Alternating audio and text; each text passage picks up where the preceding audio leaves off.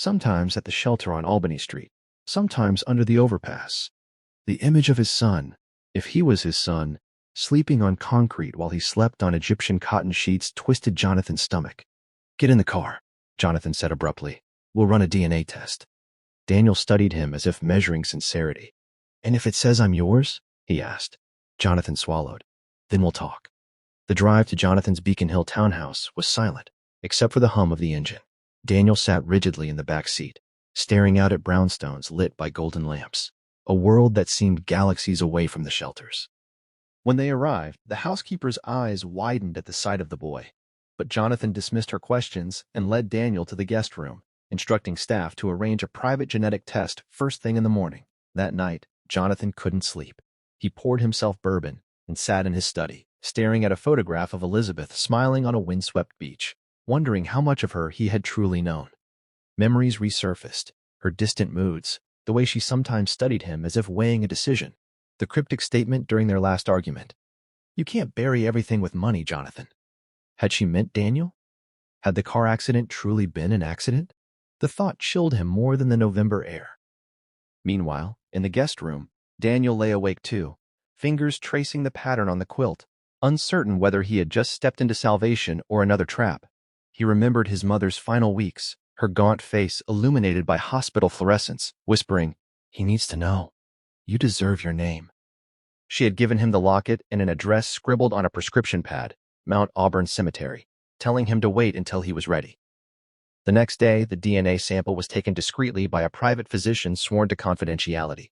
Results would take 48 hours. Those 2 days stretched like years. Jonathan attempted to maintain routine, conference calls, investment meetings, but his mind drifted repeatedly to the boy sitting at his kitchen island eating pancakes as if tasting stability for the first time. Rebecca called from Washington, chatting about internships and Supreme Court arguments. Jonathan nearly told her but stopped, unsure how to detonate this revelation. On the second evening, as rain lashed the windows, the email arrived.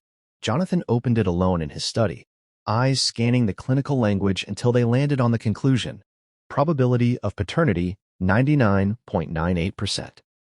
The room seemed to tilt. The past he had carefully curated fractured in an instant. He walked downstairs where Daniel sat reading an old hardcover from the library.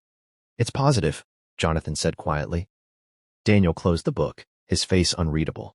"So," he asked after a moment, "what happens now?"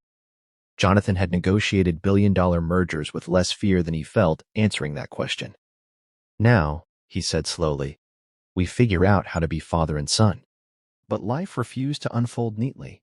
Within days, an anonymous tip reached a local journalist hinting at a secret heir to Hale's fortune, and tabloids began circling like vultures.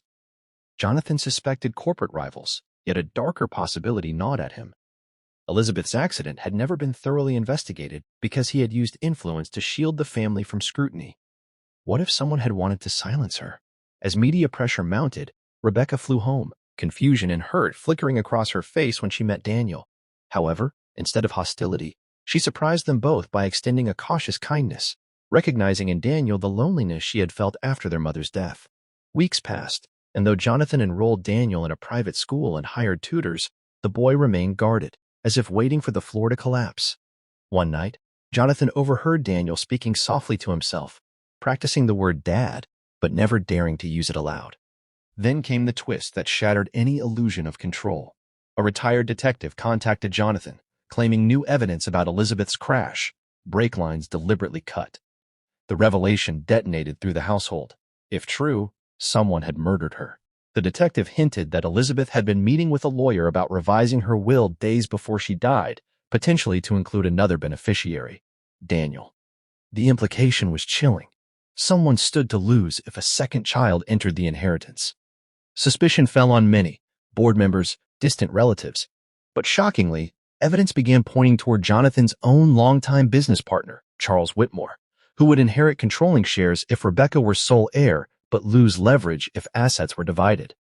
Jonathan confronted Charles, only to be met with icy denial and veiled threats about scandal destroying them both. The detective warned that reopening the case would unleash media chaos and possibly endanger Daniel. Faced with the possibility that acknowledging his son had already triggered deadly consequences once before, Jonathan wrestled with guilt and rage. For years he had believed wealth insulated him, yet now it seemed to have painted a target on his family. As pressure mounted, Daniel overheard fragments of conversations and pieced together the danger. Feeling responsible, he vanished one dawn, leaving behind the locket and a note. "I won't let anyone else die because of me." Panic, unlike any Jonathan had known, surged through him. He mobilized private investigators, contacted shelters, searched under bridges and subway stations, the millionaire reduced to a desperate father shouting his son's name into the indifferent city. Days later, surveillance footage revealed Daniel confronting Charles Whitmore outside a parking garage, accusing him of killing Elizabeth. Before anything more could happen, the detective intervened, having anticipated Daniel's move, and arrested Charles based on financial records and forensic confirmation of tampered brakes. The motive was clear: fear of losing power. As Charles was led away in handcuffs, he spat, "You should have controlled your secrets better, Jonathan." But it was too late. Truth, once buried, had clawed its way to the surface. Jonathan found Daniel sitting on the cemetery steps where it had all begun, shoulders hunched against the cold. This time, when the boy looked up, he didn't say, "Sir." He simply whispered, "I didn't want you to get hurt." Jonathan knelt in front of him, the granite headstone behind them bearing silent witness. "I've been hurt for years without knowing why," Jonathan said, voice breaking. "Losing you would have destroyed me." Daniel studied him, searching for deception, finding none. Slowly, cautiously, he allowed Jonathan to pull him into an embrace. Awkward at first, then fierce, as if both were clinging to something fragile yet real. Months later, the story that dominated headlines was not scandal, but transformation. Jonathan Hale publicly acknowledged Daniel as his son, established a foundation in Maria Torres' name to provide legal aid and health care for single mothers, and reopened the investigation into corporate ethics within his own company. Rebecca and Daniel, once strangers, began to resemble siblings not by blood alone, but by shared loss and newfound loyalty. And every year thereafter, on a cold November evening, the Hale family stood together at Elizabeth's grave, lilies trembling in the wind, remembering the woman whose secret had nearly destroyed them yet ultimately forced truth into the light.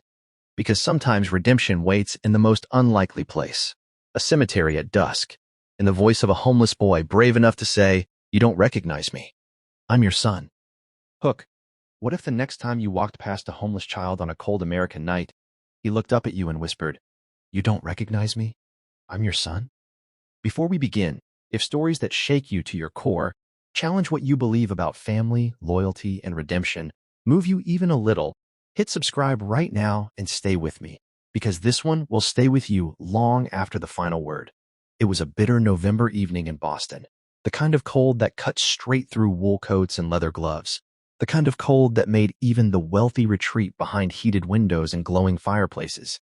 And yet Jonathan Hale, tech magnate, real estate investor, a man whose name gleamed from hospital wings and university buildings, stood alone in Mount Auburn Cemetery, staring at a polished black granite headstone that reflected his aging face back at him like an accusation.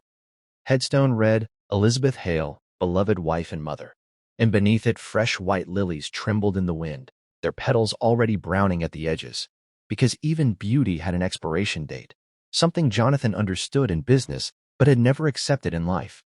He visited every year on the anniversary of her death, arriving in a chauffeured car, dismissing the driver, and walking the last stretch alone, as if grief were the only thing money could not delegate.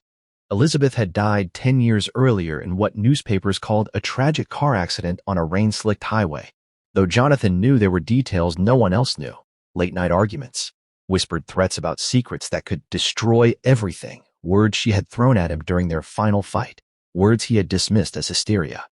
He was about to turn away when he sensed movement behind him and heard the crunch of gravel under thin soles, a small, hesitant sound that didn't belong among marble angels and iron gates. When he turned, he saw a boy, no older than 13, wrapped in an oversized army green coat, sleeves frayed, sneakers duct-taped at the toes, dark hair hanging in uneven strands over eyes far too sharp for his age. The boy's face was smudged with dirt, but his posture was not submissive. He stood straight, chin slightly lifted, as if the cold were beneath him. "Sir," the boy said, voice rough but steady, "you don't recognize me. I'm your son." The words landed harder than any insult Jonathan had endured in boardrooms or courtrooms. He stared at the boy, scanning his features for familiarity and finding none, yet something about the eyes, gray, almost silver in the fading light, flickered with an echo of Elizabeth. "That's not funny," Jonathan replied, his tone sharp, defensive, as though warding off a scam. "I don't joke about the dead," the boy answered, glancing at the headstone. "My name is Daniel." Jonathan felt a surge of irritation mixed with unease. He had one child, a daughter, Rebecca, who was studying international law at Georgetown and had inherited Elizabeth's warmth, but none of her secrets. He had never had a son, at least none he acknowledged. "If someone put you up to this, tell them it won't work," Jonathan said, already reaching for his phone to call security. Daniel stepped forward and pulled something from inside his coat, a silver locket on a thin chain, dented but unmistakable.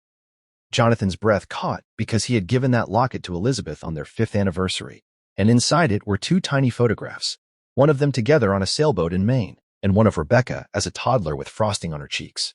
"She gave this to me," Daniel said, "before she died." Jonathan's mind raced. Elizabeth had been buried with all her jewelry except that locket. She had claimed she lost it years before the accident. "That's impossible," he whispered, but the boy shook his head. "She met me at St. Gabriel's Church in Dorchester 3 days before the crash. She told me to wait until I was old enough to find you."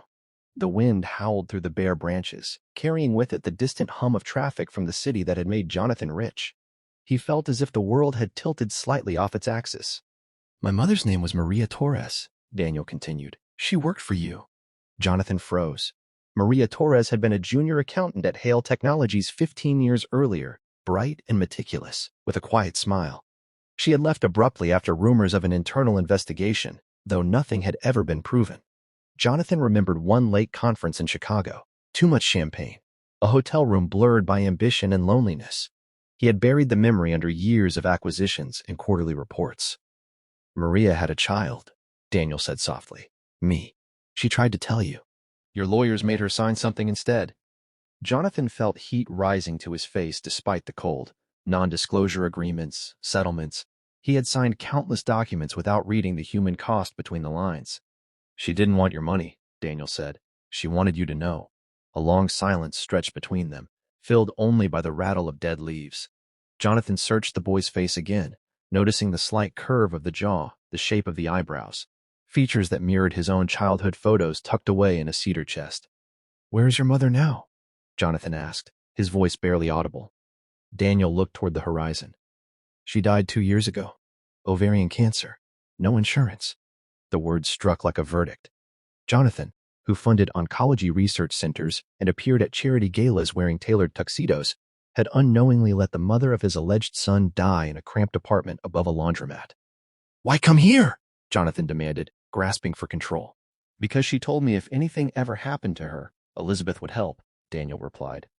But Elizabeth died before she could. A tremor ran through Jonathan's hands. Elizabeth had known, had met the boy, and kept it from him. The implication coiled in his chest like a snake.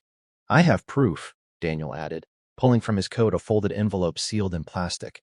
Inside were hospital records listing Jonathan Hale as the father on a birth form, his signature forged or real. It was hard to tell. There were also photographs of Maria holding a newborn wrapped in a hospital blanket patterned with blue ducks. Jonathan felt the world narrowing to a pinpoint. If this was a lie, it was an elaborate one. But if it was true, it meant his wife had carried this secret to her grave. "You expect me to believe this?" he asked, though his voice had lost its bite. "I expect you to look at me," Daniel said. "Really look." And Jonathan did. He saw the stubborn set of the mouth, the analytical gaze, the same faint dimple in the left cheek that Rebecca teased him about. Denial began to crumble under the weight of resemblance. Yet suspicion flared. Could someone be manipulating the boy to extort him? Jonathan had enemies, competitors who would relish scandal. "If you're lying, you've chosen the wrong man to deceive," he warned. Daniel's shoulders stiffened. "I didn't come for your money," he said. "I came because I'm tired of being nobody." That sentence pierced deeper than any accusation.